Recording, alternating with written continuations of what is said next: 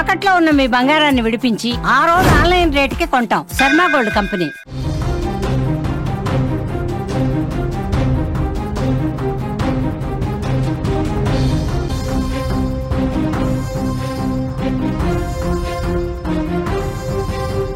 Breaking news చూస్తున్నాం. శ్రీ సత్యసాయి జిల్లా SI Rajasekhar మీద అక్కడ చర్యలు తీసుకోవాలని డిమాండ్ వస్తుంది.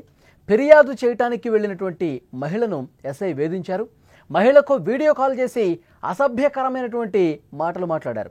వేధింపులు ఆపాలని కుటుంబ సభ్యులు వేడుకున్నారు. ఎస్ఐ తీరు మారకపోవడంతో మీడియా ముందుకు బాధితురాలు వచ్చింది. వార్తలు రావడంతో ఎస్ఐను వీఆర్కు పంపారు ఎస్పీ రత్నం. ఘటన మీద విచారణ జరిపి ఎస్ఐ మీద చర్యలు తీసుకుంటామని ఎస్పీ కూడా తెలియజేసిన పరిస్థితుంది. శ్రీ సత్యసాయి జిల్లా పట్నం ఎస్ఐ రాజశేఖర్పై వేటు పడింది. ముదిగుబ్బ మండలంలోని పట్నం స్టేషన్ ఎస్ఐ రాజశేఖర్ తన కోరిక తీరిస్తే కేసులో న్యాయం చేస్తానని, లేకపోతే ఇబ్బందులు తప్పవని ఓ గిరిజన మహిళను దారుణంగా బెదిరించాడు.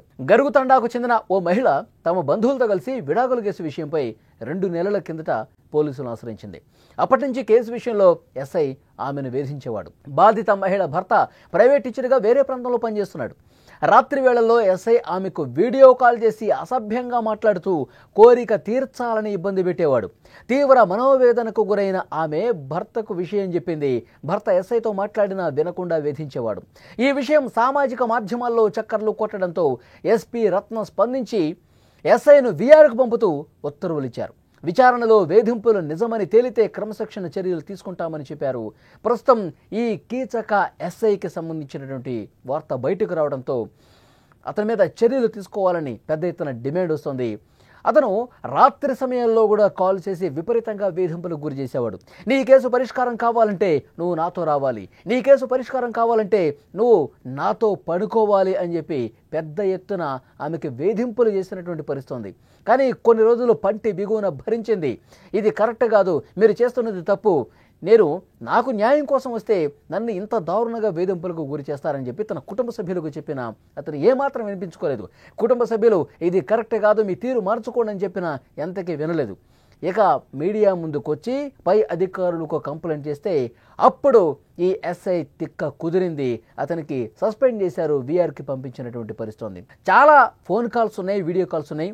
కొన్ని మేము చూపించలేకపోతున్నాం, కానీ చాలా దారుణమైనటువంటి భాషను ఉపయోగించాడు. రాత్రి సమయంలో, అర్ధరాత్రి సమయంలో కాల్స్ చేసి, ఫోన్ కాల్ చేసి మాట్లాడి చాలా అంటే చాలా దారుణమైనటువంటి భాషను ఉపయోగించి ఆమెను వేధింపులకు గురి చేసిన పరిస్థితి. ఎవరైనా న్యాయం కోసం పోలీస్ స్టేషన్కి వెళ్తాం, మనకి ఏదైనా సమస్య ఉంటే ఆ సమస్య పరిష్కారం కోసం పోలీస్ స్టేషన్కి వెళ్తాం, మనకి రక్షణగా ఉంటారని చెప్పి పోలీసులను భావిస్తాం. కానీ కొంతమంది ఇలాంటి కీచక పోలీసులు ఏం చేస్తూ ఉన్నారు, వాళ్ళ సమస్యల్ని ఆసరాగా తీసుకొని, వాళ్ళకున్నటువంటి కేసుల్ని ఆసరాగా చేసుకొని ఆ కేసు పరిష్కారం మాటున ఇలాంటి వికృత చేష్టలకు పాల్పడి తమ పైత్యాన్ని చూపిస్తూ ఉన్నారు.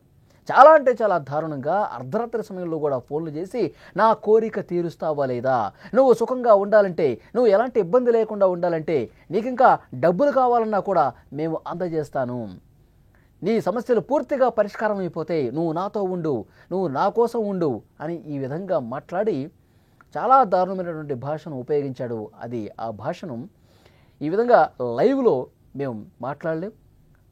ఆయన చేసినటువంటి ఆ వ్యాఖ్యలు కావచ్చు, ఆ ఫోన్ సంభాషణలో ఆయన వాడినటువంటి భాష కావచ్చు, ఆయన వికృతంగా ప్రవర్తించిన తీరు కావచ్చు, వాటిని లైవ్లో చూపించలేనటువంటి పరిస్థితి. అంత దారుణమైనటువంటి భాష, అంత వెకిలి చేష్టలు అంటారు కదా, ఆ విధంగా ప్రవర్తించిన పరిస్థితి. విసిగిపోయింది. ఇక నా సమస్య పరిష్కారం మాట దేవుడెరుగు, ఉన్న సమస్యలు ఎక్కువైపోయే విధంగా, ఇంకా మానసిక వేదన ఎక్కువైపోయే విధంగా, కుంగిపోయే విధంగా ఆ ఎస్ఐ మాటలు ఉన్నాయి. ఇక ఈయన భరించలేని సిచ్యువేషన్కి వెళ్ళిపోయింది అతని ప్రవర్తన. పై అధికారులు కంప్లైంట్ చేశారు, మీడియాను ఆశ్రయించారు. జరుగుతున్నటువంటి ఈ వ్యవహారం మొత్తం కూడా అతని బండారం బయటపెట్టిన పరిస్థితి. మొత్తం అసలు ఏం మాట్లాడేవాడు, మొత్తం కాల్ రికార్డింగ్స్ కావచ్చు, వీడియో కాల్ చేసినటువంటి రికార్డింగ్స్ కావచ్చు, అన్నీ బయటకు వచ్చేసినాయి. అతని బండారం మొత్తం బయటపడింది. ఇంత మంచిగా పైకి కనిపించేటటువంటి ఈ ఎస్ఐ ఇంత దారుణమైనటువంటి వికృత మనస్తత్వం ఉందా?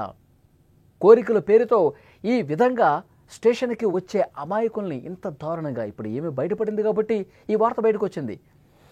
ఇంకా బయటకు రాని ఆగడాలు ఎన్నున్నాయి. బయటకు రాకుండా చాలామంది మహిళలతో ఇదే విధంగా ప్రవర్తించాడా అన్నీ కూడా బయటకు తీస్తూ ఉన్నారు. ఇంకా ఎస్ఐ బాధితులు ఎవరైనా ఉంటే, అమాయకులైనటువంటి ప్రజలు ఎవరైనా ఉన్నా వాళ్ళు బయటకు రండి. ఇతను వేధింపులకు గురైనటువంటి బాధితులు ఎవరైనా ఉంటే బయటకు రండి.